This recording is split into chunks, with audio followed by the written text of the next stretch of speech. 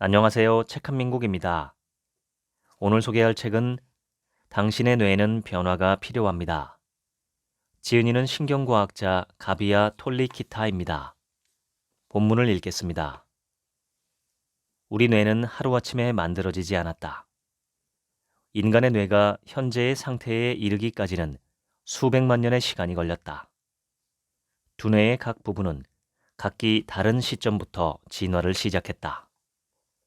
의사이자 신경과학자인 폴 맥린이 1990년에 발표한 삼위일체 뇌 모델은 소위 파충류 뇌를 가장 오래된 두뇌 중추로 분류한다.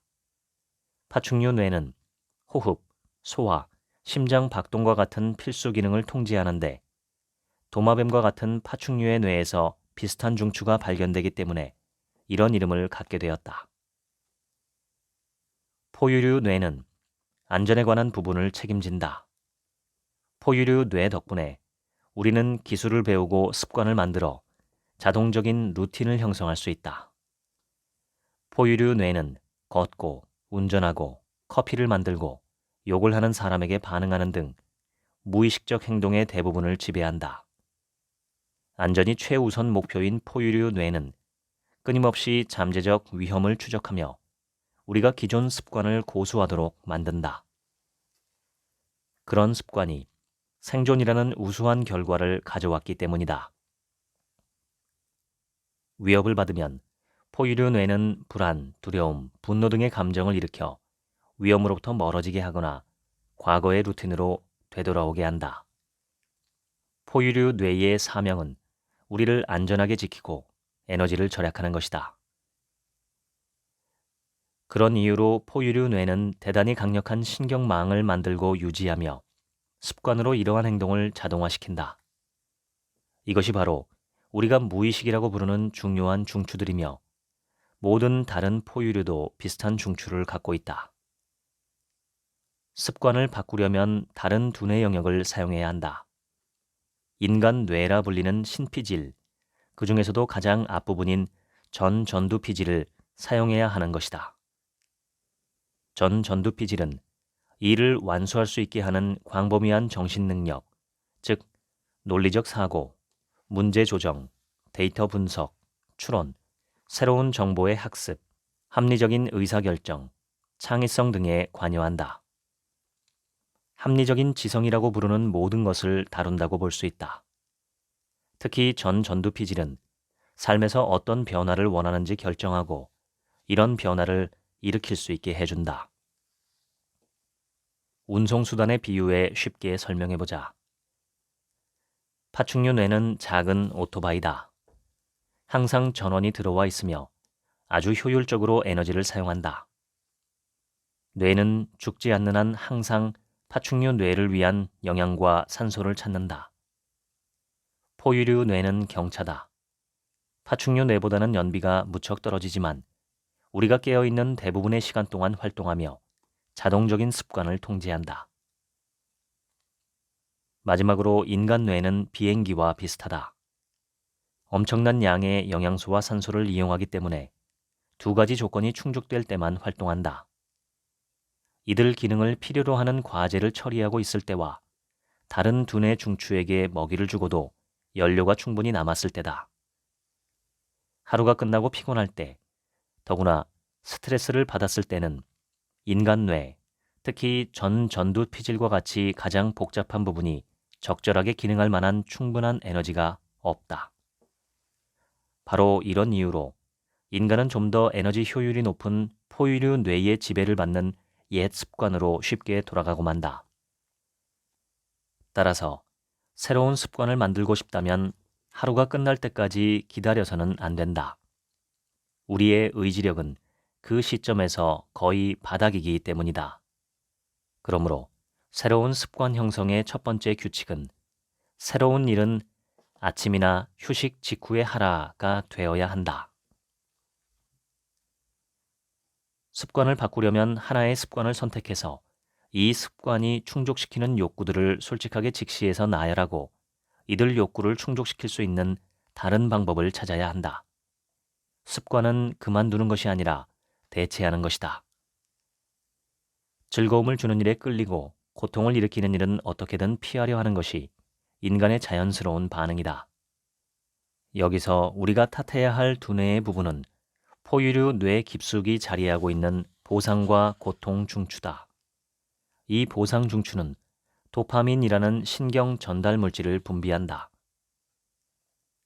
정서적 고통과 두려움 중추가 작동하는 방식은 이것과는 좀 다르다. 여기에서 가장 중요한 영역은 편도체다.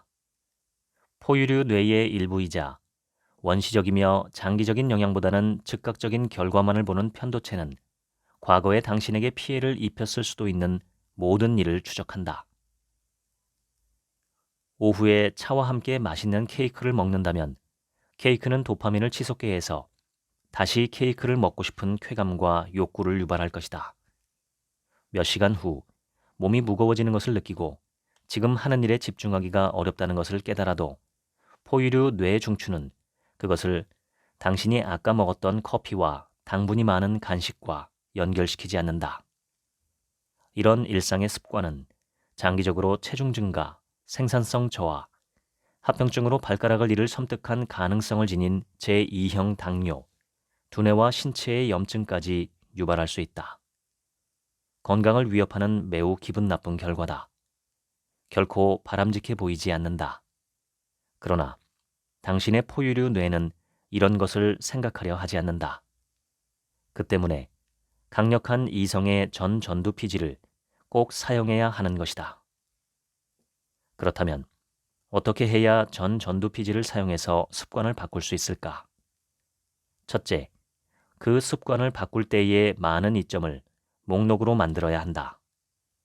습관을 바꾸지 않을 때 지금 그리고 장래의 부정적 결과도 목록으로 작성해야 한다.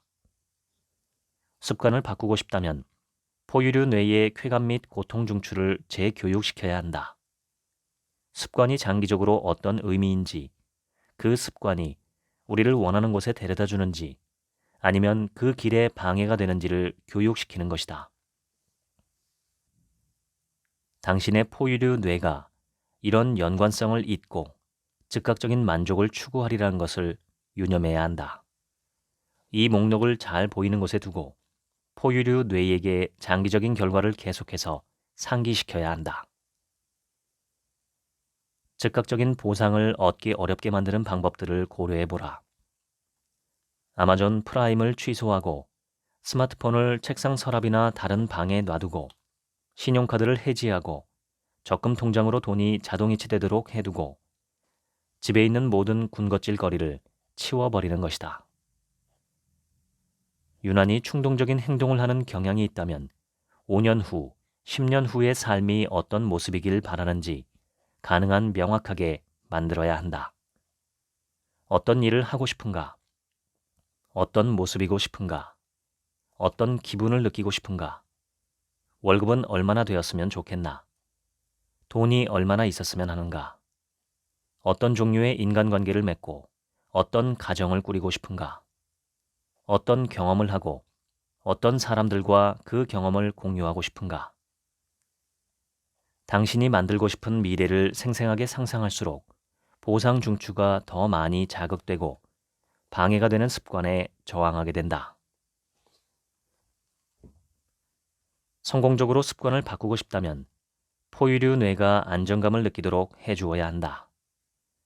편도체를 진정시키는 활동을 하고 변화를 작은 단계로 쪼개 친숙한 느낌을 유지하는 것이다. 가능하면 무엇이든 한 번에 한 가지씩 바꾸는 것이 좋다. 야심찬 큰 변화로 여러 가지 새해 계획을 만드는 일은 편도체에게 최악이다. 대신 자신에게 이런 질문을 던져보자. 이달에 바꾸고 싶은 한 가지가 있다면 무엇일까? 그 변화를 위해 이번 주에 할 수 있는 일은 무엇일까? 이번 주의 목표를 달성하기 위해 할 수 있는 작은 단계의 일은 무엇일까? 당신이 하는 모든 생각은 두뇌의 약한 전기 흐름으로 만들어진다. 많이 사용하는 신경망은 시간이 흐르며 점점 강해진다. 그 반대도 마찬가지다. 사용하지 않으면 사라진다는 특성 때문에 종종 두뇌를 근육에 비교하기도 하는데 근육이 강해지는 기제와 두뇌 신경망이 발전하는 기제는 완전히 다르지만 이들을 훈련시키는 주된 원리는 비슷하다. 새로운 정보를 많이 받아들일수록 두뇌는 가소성이 커진다. 뇌는 평생에 걸쳐 변화할 수 있으며 우리가 변화를 겪을 때마다 가소성은 강화된다. 학습은 그 대가가 대단히 큰 과정이다. 두뇌에 많은 에너지와 자원, 그리고 결정적으로 일정 수준의 시간이 필요하다.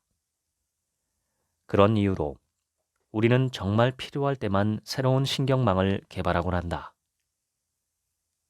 새로운 직업을 갖는 것처럼 복잡한 변화를 이루려면 수천 개의 새로운 신경망을 만들어야 한다.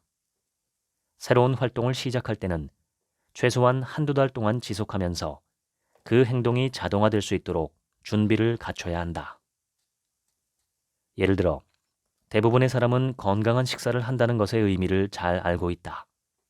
하지만 행동 측면에서 봤을 때 건강한 식사를 한다는 것은 너무 모호해서 사실상 뇌에게는 큰 의미가 없다.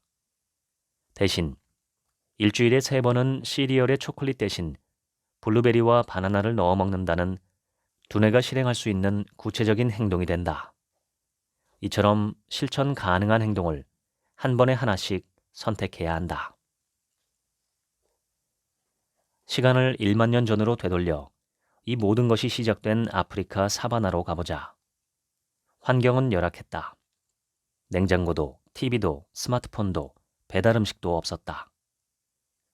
먹이를 찾거나 사냥하기 위해 필요한 물건들을 모아야 했으며 동시에 다른 종에게 사냥당하지 않도록 조심해야 했다. 이 때문에 인간에게는 환경에 즉각적으로 반응하는 대단히 기민한 두뇌와 신체가 필요했다. 생존을 위해서 인간에게는 정말로 재빠른 감지 시스템이 필요했다.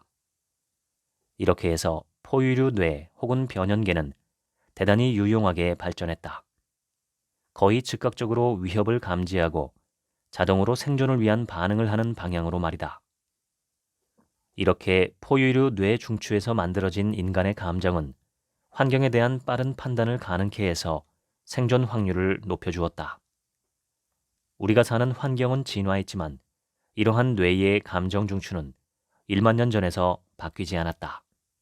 그러므로 행동 패턴 뒤에 있는 감정적 의미를 이해하기 위해서는 진화에서 감정이 맡았던 역할을 고려해야 한다. 모든 인간의 감정은 크게 슬픔, 분노, 죄책감과 수치심, 혐오감, 두려움, 놀람, 흥분과 기쁨, 사랑과 신뢰의 8가지로 나눌 수 있다. 위험에 대해 경고해주는 감정은 5가지고 일이 잘 돌아가고 있다고 알려주는 감정은 2가지뿐이다. 놀람은 결과에 따라 2가지 모두에 해당된다. 이런 불공평한 감정 분포가 의미하는 것은 무엇일까? 바로 즐거움을 좇는 것보다 위험을 피하는 일이 생존에 훨씬 더 중요하다는 점이다. 감정을 관리하는 것을 순전히 뇌의 관점에서 이야기하면 이렇다. 편도체를 달래서 신체를 교감신경 지배 상태에서 부교감신경 지배 상태로 전환시키고 몸과 뇌의 화학 구조에 회복할 기회를 준다. 이를 달성하는 가장 빠른 방법은 호흡이다. 배로 숨을 깊게 마시고 호흡, 특히 내쉬는 호흡을 천천히 하기 시작하면 뇌도가 밖의 상황이 안전하다고 인지한다. 천적을 피해 도망치고 있다면 숨을 천천히 쉴 수 없을 테니까 말이다. 이는 악순환을 멈추고 신체를 아주 짧은 시간일지라도 부교감 신경계가 지배하는 상태로 돌려놓는다. 신체의 생리적 반응을 바꾸는 또 다른 방법은 움직임, 즉 적절한 신체 활동이다. 뇌도는 몸이 무슨 일을 하고 있는지 계속해서 추적한다. 요가나 태극권과 같은 느린 움직임은 뇌에 지금 환경이 안전하다는 것을 알려준다. 암벽 등반이나 사이클링, 조깅과 같은 다른 종류의 운동도 스트레스를 벗어나도록 하는데 도움을 준다. 혈액의 산소 공급 수준이 변화하면서 전두피질이 지배하는 사고가 상황을 이성적으로 분석하기에 적절한 상태가 만들어지는 것이다. 당신이 도시에 사는 모든 사람은 우울하다는 믿음을 갖고 밖에 나가서 길을 걷는다고 생각해보자. 당신은 이 믿음에 맞아떨어지는 많은 사례를 발견하게 된다. 이제 다른 과제를 준다고 상상해보자. 완전히 반대의 사례를, 행복한 사람들을 찾으라고 말이다. 당신은 또다시 상당히 많은 사례를 찾아낼 것이다. 둘 다 모두 맞는 말이다. 지금 이 순간 거리에는 불행한 사람이 잔뜩 있다. 하지만 행복한 사람도 많이 있다. 그렇지만 편도체는 위험을 피하기 위해 당신의 신념을 편향되게 만들어서 부정적인 모든 것을 의식하고 기억하게 한다. 바로 이것 때문에 많은 사람이 시간이 갈수록 비관적인 태도를 갖게 되는 것이다. 당신의 뇌는 이렇게 말한다. 구하라. 그리하면 찾을 것이니. 우리의 과거 경험과 기대는 세상을 바라보는 방식을 편향되게 만든다. 우리 대부분은 항상까지는 아니어도 종종 지금 모습에서 변화할 수 없다는 믿음에 빠져들곤 한다. 이게 바로 캐럴 드웨기 고정형 사고방식이라고 부르는 태도다. 고정형 사고방식에서는 지능, 재능, 성격 특성이 미리 결정된 것이고 그에 대해서 우리가 할 수 있는 일은 별로 없다고 생각한다. 결과적으로 우리는 새로운 도전을 피하고 관리 가능한 과제만을 맡는다. 기존의 방식을 고수하는 이러한 접근법은 두뇌의 가소성을 떨어뜨려 뇌가 새로운 경로를 만들고 새로운 기술을 익히지 못하게 만든다. 반대로 소위 성장형 사고방식을 가질 때라면 우리는 훨씬 개방적이 된다. 지능, 재능, 성격이 변화될 수 있다고 믿는 것이다. 그 결과 새로운 도전을 하고 잘하지 못하는 기술에 더 많은 노력을 기울이고 성격 특성을 바꾸고자 한다. 이는 뇌의 가소성을 높이고 이런 특성들의 변화 가능성을 높인다. 두 사고방식은 두뇌 상태와 행동에 다른 영향을 준다. 고정형 사고방식에서 우리는 행동에 변화를 주지 않고 뇌의 가소성을 떨어뜨려 변화를 거의 불가능하게 만든다. 반대로 성장형 사고방식에서는 행동의 범위를 넓히고 뇌 가소성을 끌어올려 지속되는 변화를 이룰 가능성을 훨씬 높인다. 그 결과 각각의 사고방식은 자기 충족적 예언을 만든다. 당신의 머릿속을 최적화하라. 첫째, 전 전두피질의 뉴런들이 영양소와 산소를 충분히 공급받아야 한다. 그러려면 규칙적으로 영양이 풍부한 식사를 하고 호흡을 느리고 깊게 하고 운동을 해서 혈액의 산소 포화도를 높여 혈관을 확장시켜야 한다. 둘째, 일과 휴식 시간을 번갈아 가져야 한다. 셋째, 잠을 충분히 자야 한다. 마지막으로 적당한 신체 활동을 해야 한다. 과도하지 않은 긴장을 푸는 정도의 운동을 하면 혈중 산소 포화도가 높아지고 혈관이 확장되어 뉴런의 영양 공급이 원활하게 이루어질 뿐만 아니라 뇌 가소성을 높일 수 있다. 세로토닌은 좋은 기분을 느끼고 숙면을 취하고 통증을 처리하고 삶을 긍정적으로 느끼게 하는 필수적인 신경 전달 물질이다. 세로토닌 수치는 하루 동안 올라갔다 떨어졌다 하는데 보통 아침에 가장 높으며 오후가 되면 감소한다. 밤에 잠을 자면서는 다시 높아지고 그렇게 순환이 이어진다. 다시 말해 충분히 잠을 자지 않으면 그 과정이 방해를 받을 수 있다는 얘기다. 우울증에 있는 사람은 세로토닌 대사 물질이 낮은데 이는 곧 세로토닌 수치가 낮을 가능성을 의미하기 때문이다. 세로토닌 수치는 신체 활동을 하거나 자연에서 시간을 보내거나 신체적인 접촉을 하거나 명상이나 감사를 실천하거나 대화, 치료 등으로 높일 수 있다. 이 모든 것이 우울증이 있는 사람들에게 권하는 활동이다. 동기부여와 열의에 필수적인 또 다른 신경 전달 물질은 도파민이다. 우리가 맛있는 점심을 먹거나 재미있는 영화를 보거나 친한 친구와 통화를 하기 위해 전화를 들었을 때 뇌의 보상중추 시냅스에서는 도파민이 분비된다. 도파민은 이전에 도파민을 분비시킨 활동을 반복할 욕구와 동기를 불러일으킨다. 도파민 수치는 우리가 보상을 기대할 때, 특히 그 보상이 확실하지 않을 때 높아진다. 이 때문에 우리는 인간관계, 신나는 취미, 일을 할 때 느끼는 불확실한 흥분 상황에 끌리게 되는 것이다. 안타깝게도 도파민 시스템을 납치할 수 있는 것들이 너무나 많이 존재한다. 약물, 당, 카페인, 소셜미디어, 미루기 등은 그런 강렬한 즐거움을 유도하여 다른 일을 하기 대단히 힘들게 만든다. 도파민 분출을 자극하는 보다 건설적인 방법으로는 무엇이 있을까? 할 일 목록에 있는 일들을 처리하는 것, 충족감을 주는 커리어를 가지는 것, 즐거운 취미 활동을 하는 것, 감사 목록을 적는 것, 명상을 실천하는 것, 자극을 주는 사람들과 함께하는 것 등이 있다. 기분을 좋게 만드는 세 번째 신경 전달 물질은 옥시토신이라고 불린다. 옥시토신은 예측 가능성이 높은 환경, 안전이 보장된 인간관계에서 사랑과 신뢰, 애착의 감각을 만들어내 강력한 감정적 유대를 형성시킨다. 옥시토신은 성관계를 갖거나 자녀나 사랑하는 사람을 안거나 동물을 쓰다듬거나 사생활이나 직장 생활에서 신뢰를 기반으로 하는 견고한 관계를 발전시킬 때 분비된다. 스트레스를 어떻게 관리하면 좋을까?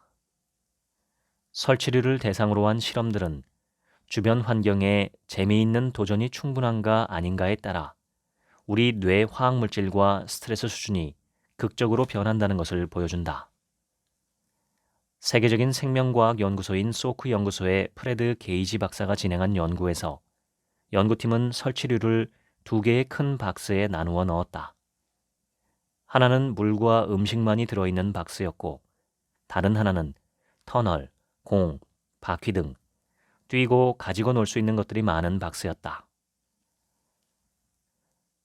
강화 환경이라 불리는 재미있는 박스에서 지냈던 쥐들은 끊임없이 움직이고 뛰고 다른 쥐들과 놀이를 했다. 표준 환경이라 불리는 지루한 박스에서 지낸 쥐들은 활동이 점점 줄고 둔해지기 시작했고 극히 적은 상호작용만을 가졌으며 주변의 스트레스 인자에 대단히 민감했다. 쥐들은 대단히 다른 경험을 한 것에 그치지 않고 그 성과까지 갈리기 시작했다. 강화 환경에 있는 설치류들은 뇌 가소성이 높아지며 더 높은 인지 능력을 가지게 되고 스트레스 수치가 감소되었다. 표준 환경에 있는 쥐들은 뇌 가소성이 떨어지기 시작했고 그 결과 인지 평가에서 보다 낮은 점수를 받았으며 스트레스 수치가 높았다. 개별 뉴런의 수준에서도 확연하게 드러났다. 강화 환경에서 지낸 쥐의 전 전두피질 뉴런은 가지가 무성하고 다른 세포와 많은 시냅스가 형성되어 있는 반면 표준 환경에서 지낸 쥐의 전 전두피질 뉴런은 가지가 거의 없어 최소 수준의 결합만을 보여주었다. 이 실험으로부터 알 수 있는 것은 무엇일까? 첫째, 지루함을 경계하라는 것이다. 일이나 생활이 전반적으로 단조롭고 지루하다는 생각이 든다면 당신을 흥분하게 하는 도전을 찾아라. 새로운 사업을 시작하거나 외국어를 배우거나 커리어를 바꾸거나 신경과학을 공부하거나 승진을 위해 노력하는 등 어떤 것이라도 좋다. 당신의 가치 목록 상위에 있는 것을 실행하라. 어쩌면 당신은 분명 많은 변명거리를 생각해내고 있을 것이다. 하지만 흥분되고 의미 있는 일을 많이 할수록 스트레스 수치는 떨어지고 인지 능력은 개선되고 같은 시간에 더 많은 일을 할 수 있게 된다는 점을 기억하라. 강화 환경을 만드는 또 다른 방법은 여행이다. 물론 여행을 좋아하지 않는다면 할 필요는 없다. 다른 의미 있는 취미로 시간을 채우면 족하다. 신경과학자인 매튜 워커 교수는 8시간의 숙면으로 뇌가 다음 날의 효율적인 학습에 대한 준비를 갖추게 된다는 것을 입증했다. 그의 실험으로 제대로 수면을 취하지 못한 사람들의 학습 능력은 충분히 쉰 사람들의 40%에 불과한 것으로 나타났다. 바로 이런 이유 때문에 미국에서 등교 시간을 1시간 늦추자 학생들의 평균 시험 점수가 눈에 띄게 향상된 것이다. 숙면을 취하는 것은 감정 조절에도 중요하다. 전두피질이 편도체를 저지시킬 수 있으려면 회복이 필요하기 때문이다. 만성적으로 수면이 부족하면 근본적인 불안감과 우울한 생각이 더 쉽게 나타난다. 어떤 결정이든 당신에게는 몇 가지 선택지가 있다. 먼저, 옳다고 느껴지는 것을 선택할 수 있다. 직감을 따르거나 마음을 따르는 것이다. 누군가에게 매력을 느끼는 상황을 예로 들 수 있다. 당신은 정확한 이유도 없이 그냥 그 사람과 더 많은 시간을 보내고 싶어 한다. 다음은 각 선택지의 장단점을 이성적으로 비교해서 가장 점수가 높은 선택지를 고르는 것이다. 의사결정 시스템 1은 포유류 뇌가 제공하는 무의식적인 정보를 따른다. 포유류 뇌는 과거에 했던 기억에 크게 의존한다. 포유류 뇌가 만들어내는 감정은 과거에 했던 비슷한 경험의 결과다. 당신이 매력적인 누군가를 만나는 상황으로 돌아가 보자. 이 상황은 무작위적인 사건이 아니다. 포유류 뇌는 그 사람의 외모, 버릇, 심지어는 냄새까지 과거에 만났던 다른 사람들의 것과 비교한다. 그가 무의식적으로 과거에 상처를 주었던 누군가를 떠올리게 한다면 포유류 뇌는 불안감을 느끼며 그 사람과 멀어지게 만든다.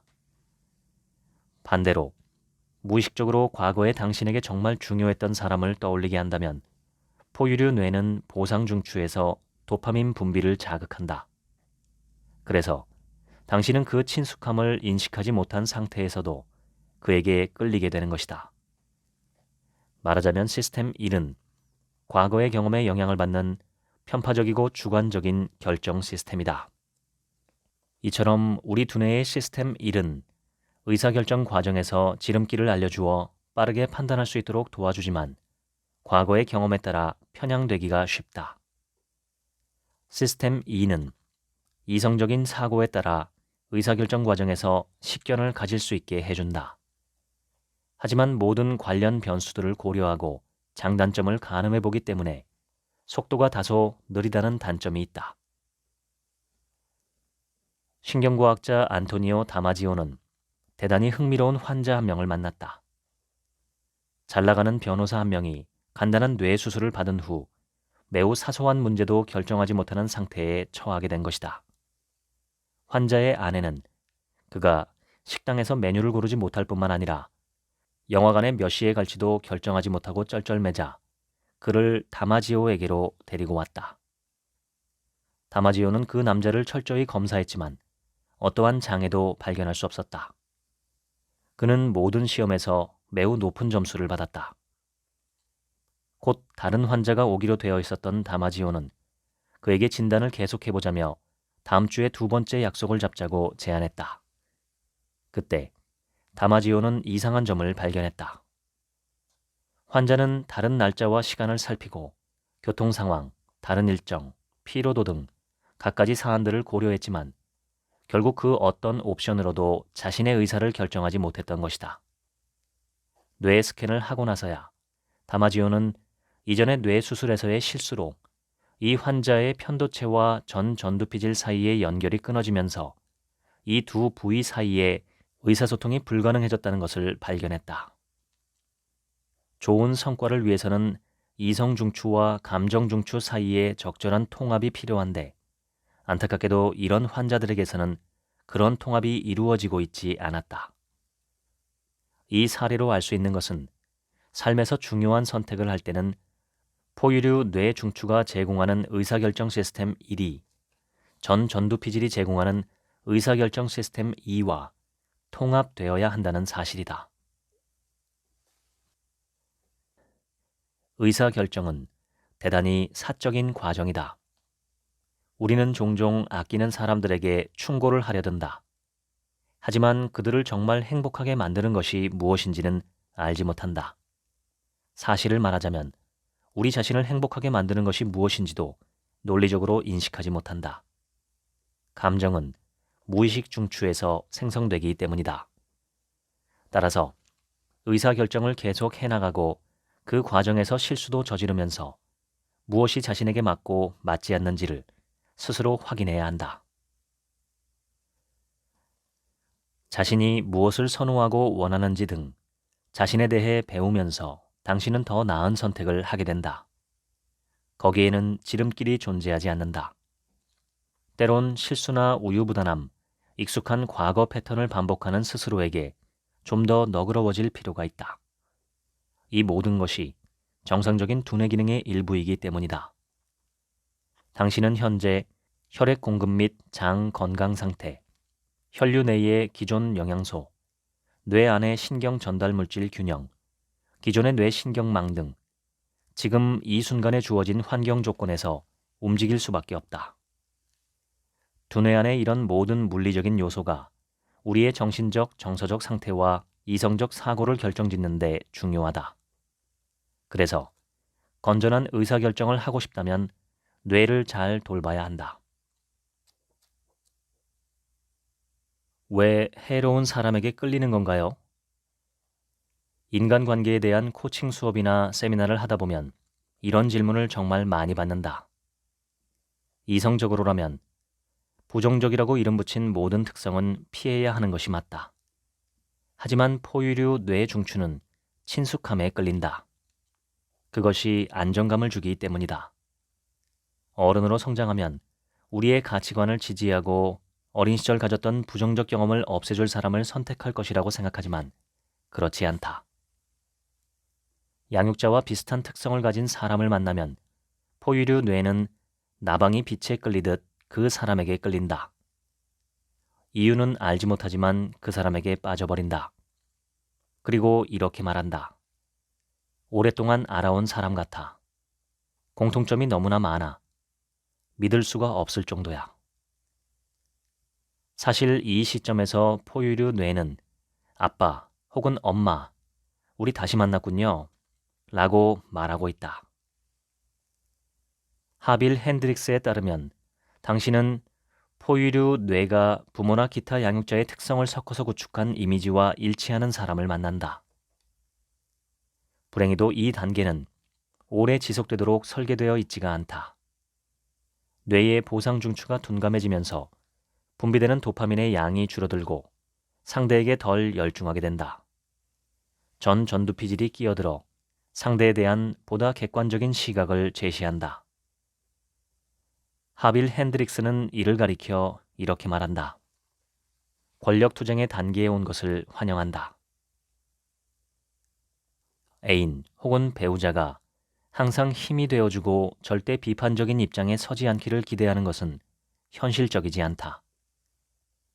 우리는 각자의 가치 위계를 기준으로 세상을 보기 때문이다. 애인이나 배우자와 일부 공통된 가치관을 가질 수는 있지만 그 이외에는 서로의 가치 체계에서 벗어나는 것이 보통이다. 어린 시절의 경험은 우리의 가치관은 물론이고 다른 사람들의 행동에 대한 해석에도 영향을 미친다. 이런 모든 경험이 쌓여서 보상 중추 혹은 고통 중추를 자극한다. 우리는 즐거움을 연상시키는 행동을 추구하고 고통의 기억을 부르는 행동을 회피하는 경향을 갖고 있다. 흥미롭게도 우리는 자신과 다른 가치관을 가진 사람을 만날 가능성이 높으며 이는 확장과 성장의 욕구를 만든다. 로맨틱한 애정의 단계가 끝나면 두 번째 단계인 권력투쟁의 단계가 시작된다. 서로 감탄했던 특성들이 점점 거슬리기 시작한다. 처음 만났을 때는 행동의 차이가 흥분과 참신함으로 받아들여진다. 그러나 한동안 함께 지내다 보면 이런 차이가 충돌하고 자신의 가치관을 위태롭게 하기 시작한다. 서로 원망하기 시작하고 말다툼이 점점 늘어난다. 세 번째 단계인 의식적인 파트너십 단계에 이르려면 상대방을 있는 그대로 온전하게 받아들이고 그들과 효과적으로 소통하고 협력하는 방법을 배워야 한다. 견고하고 오래 지속되는 인간관계 구축을 위한 7가지 핵심 원칙을 살펴보자. 1. 상대에 대해 계속 알아간다. 중요한 사안에 대한 서로의 생각과 느낌을 공유하는 일은 지레짐작이나 추측을 줄이고 결과적으로 더 나은 이해와 정서적 유대, 친밀감으로 이어진다. 깊은 욕망, 두려움, 꿈, 과거의 경험, 현재의 문제와 성공 등 당신의 내적 세계에 대한 의미 있는 정보를 공유하는 것도 중요하다. 의미 있는 질문을 던지고 중요한 정보를 서로 공유한다면 오래 지속되는 우정과 파트너십에 이르게 될 것이다. 2. 호의와 존경의 마음을 키운다. 좋아하고 존경하지 않는 사람에게 오래 지속되는 진정한 사랑의 마음을 가질 수는 없다. 주로 외적인 매력을 기반으로 하는 로맨틱한 사랑의 단계는 곧 지나간다. 지속적인 사랑과 우정은 상대를 있는 그대로 받아들이고 포용할 때만 가능하다. 3. 멀어지는 대신 서로를 향해 움직인다. 커플이라면 서로를 투명인간으로 취급하는 상황을 만들지 않기 위해 상대가 얘기할 때 손을 잡거나 눈을 응시하거나 전화기를 내려놓거나 TV를 끄는 것과 같은 자신들만의 의식적 행위를 만들어두는 것도 좋다. 4. 관계를 함께 만들어간다고 생각한다. 장기적인 관계에서는 완벽한 독립이나 완벽한 의존이 오래 지속될 수 없다. 성공적으로 오래 지속되는 관계를 맺기 위해서는 두 사람의 관계의 역학을 공동으로 만들어가야 한다. 두 사람이 일을 100% 자기 방식으로 하려 한다면 적대적인 관계가 만들어지고 싸움과 긴장이 필연적으로 일어난다. 평화를 유지하고 상대를 만족시키기 위해 한쪽이 완전히 양보하게 되면 시간이 지나며 분노와 충족되지 않은 욕구가 쌓인다. 모두의 욕구가 충족되는 상황을 만들기 위해서는 이런 차이들을 터놓고 논의하고 타협을 해야 한다. 5. 관계 내의 해결 가능한 문제를 해결한다. 깊이 생각하고 갈등의 근본 원인을 찾으려고 노력해야 한다. 상대가 채우고자 하는 욕구는 무엇인가? 이런 욕구와 차이를 폭력적이지 않은 방식으로 소통하는 방법을 배운다면 상대의 동기를 보다 잘 이해할 수 있다.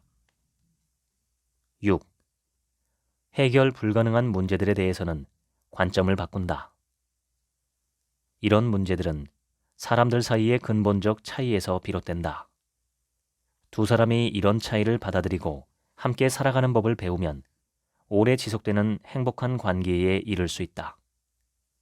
상대를 있는 그대로 받아들이지 않고 당신이 원하는 모습으로 만들려 한다면 그것은 끝없는 갈등의 원천이 될 것이다. 7. 서로 의미 있게 공유하는 것을 만든다. 취미를 공유할 수도 있고 어떤 이들은 힘을 합해 아이를 키우거나 사업을 꾸려나가거나 이상적인 집을 마련함으로써 의미를 공유할 수도 있다. 일상생활에서 매번 새로운 브런치 카페에서 일요일 아침 식사를 한다거나 함께 요리를 배우는 등 작은 공동의 의식을 가지는 것도 큰 차이를 만들 수 있다. 미국 심리학자 마셜 로젠버그는 세상의 폭력과 충돌에 너무 많은 충격을 받고 갈등하는 당사자들이 해결에 이를 수 있도록 도움을 주는 것을 평생의 사명으로 삼았다. 그 결과물이 비폭력 대화다. 다음과 같은 4단계를 거쳐야 한다. 1. 관찰하기.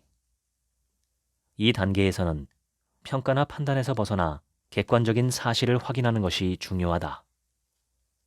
행동의 의미를 지나치게 생각하지 말고 사실만을 진술하는 것이 중요하다.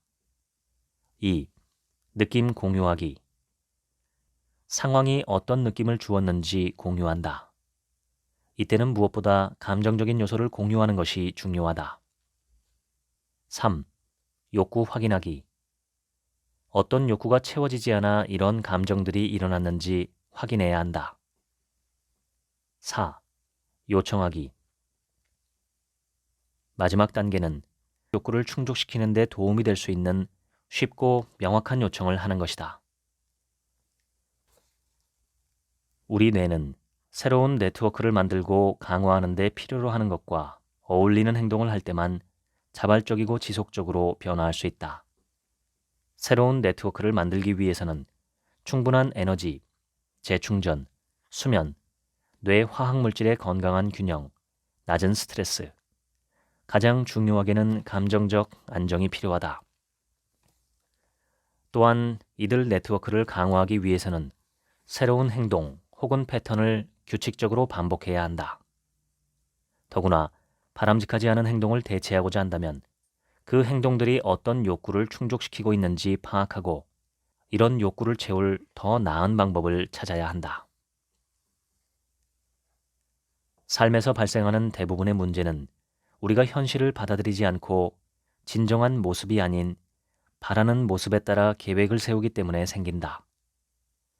나는 당신이 누구인지 그리고 당신의 뇌가 어떤 모습인지 더 많이 발견하고 다른 사람의 목소리에서 벗어나길 바란다. 당신은 정말 근사한 사람이다. 지금까지 당신의 뇌는 변화가 필요합니다. 읽어드렸습니다. 지금부터는 제 얘기입니다. 최근 영화배우 고 강수연 씨의 유작 정의를 보았습니다. 뛰어난 전사의 뇌 정보를 복사해서 전투용 AI 로봇을 대량 생산하는 내용입니다. 그런데 그 뇌 정보에는 여전히 인간적인 감정과 기억, 정체성이 남아있어 로봇이 마치 인간처럼 행동하게 된다는 것이 영화 속의 딜레마입니다. 20, 30년 전에 이 영화를 봤더라면 공상과학 드라마라고 생각했을 텐데 최근 본 이 영화는 가까운 미래에 발생할 일 같아서 공포물 같았습니다. 책한민국 채널에 대입해 생각해 보기도 했습니다.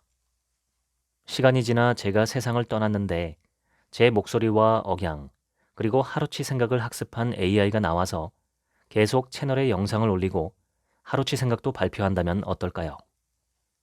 그것을 제가 만든 영상이라고 할 수 있을까요? 책한민국 채널은 저라는 한 인간이 한 권의 책을 만난 반응을 통해 형성한 정보로 이루어져 있습니다.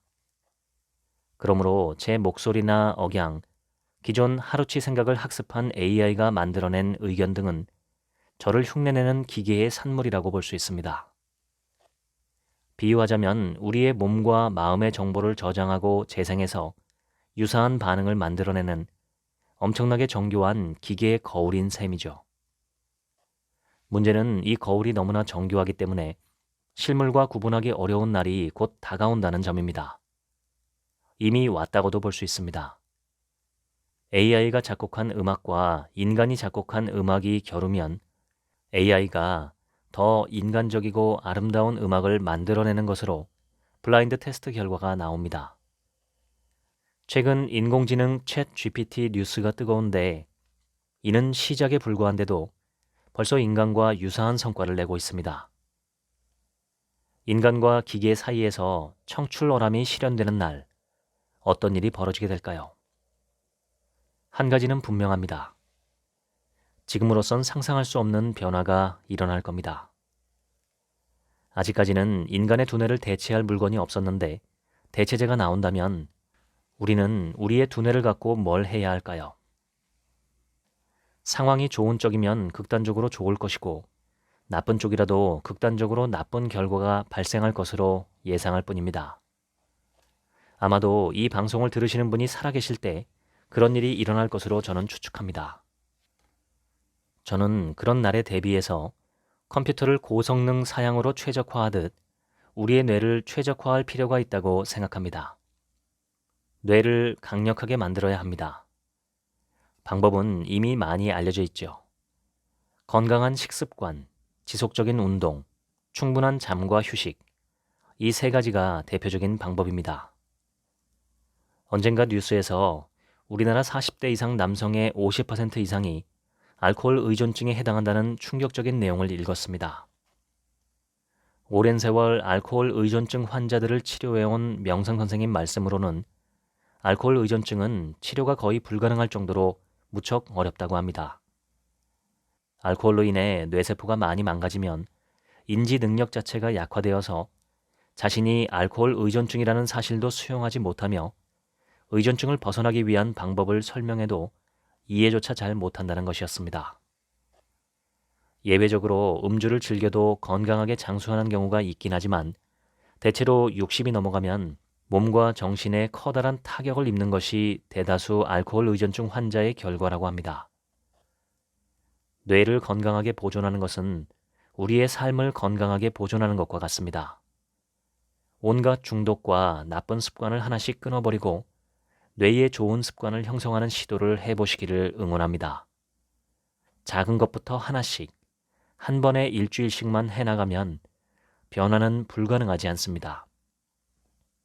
지금까지 책 한민국의 하루치 생각이었습니다. 감사합니다.